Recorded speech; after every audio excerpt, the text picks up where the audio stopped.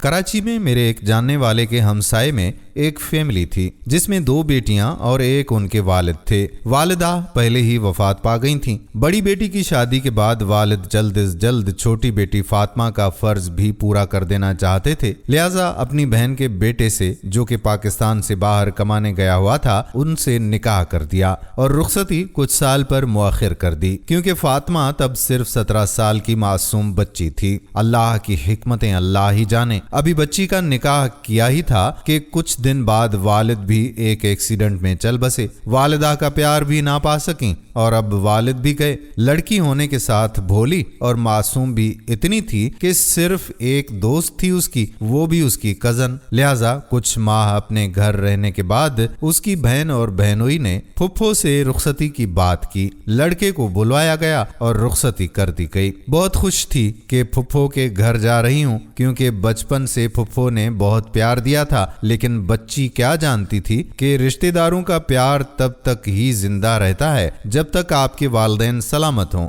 والدین کی وفات کے ساتھ رشتہ داروں کی ہمدردیوں کا بھی جنازہ اٹھ جاتا ہے۔ لڑکا 1 ہفتے بعد واپس چلا گیا اور وہاں سے جا کر طلاق کے کاغذات بھیج دیے اور ماں کو بتا دیا کہ میں نے آپ کو بنا بتائے یہاں شادی کر لی تھی اور میں خوش ہوں اپنی بیوی کے ساتھ۔ اب ماں نے اپنی تربیت چھپائی، بیٹے کی اس خباثت پر پردہ ڈال دیا اور فاطمہ کو خط کا نہ بتایا، بس ظلم کے پہاڑ توڑ ڈالے اس معصوم پر، یہ سوچ کر کہ شاید تنگ آ کر یہ خود ہی طلاق کا مطالبہ کر ڈالے اور ہم خاندان میں بدنامی سے بھی بچ جائیں۔ آخر جب ہر طرح سے ظلم و ستم کر کے دیکھ لیا تو ایک دن تنگ آ کر خود ہی وہ خط دکھا کر اسے گھر سے نکال دیا۔ بچی اپنی بہن کے گھر رہنے آ گئی اور جاتی بھی تو کہاں جاتی، وہ تر و تازہ چہرہ مرجھا گیا تھا صرف ایک لفظ طلاق سے۔ کچھ عرصہ گزرا نہیں کہ بہن کے سسرالیوں نے بھی تنگ کرنا شروع کر دیا، بڑی بہن کا جینا حرام کر دیا کہ بھیجو اسے اپنے گھر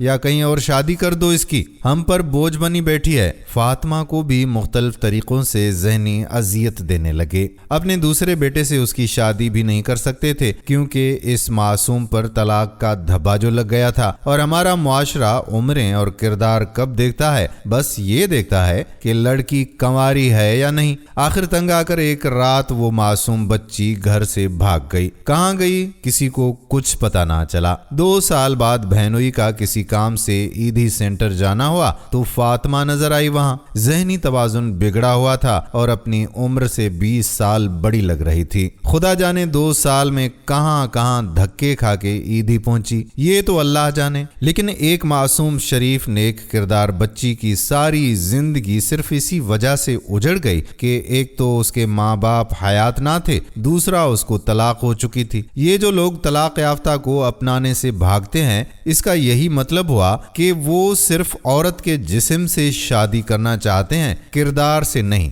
لہٰذا آپ سب سے گزارش ہے کہ ان باتوں پر سوچئے گا ضرور، اور اگر کسی کا سہارا بن سکتے ہیں تو اس میں کوئی حرج نہیں۔ اللہ سے دعا ہے کہ اللہ پاک ہمیں سیدھے راستے پر چلنے کی کامل توفیق عطا فرمائے، آمین۔ ویڈیو پسند آئی ہو تو اپنے دوستوں کے ساتھ اسے شیئر بھی کر دیں۔ آنے والی ویڈیو تک اپنے میزبان قادر بخش کلہوڑوں کو اجازت دیجیے۔ اللہ حافظ۔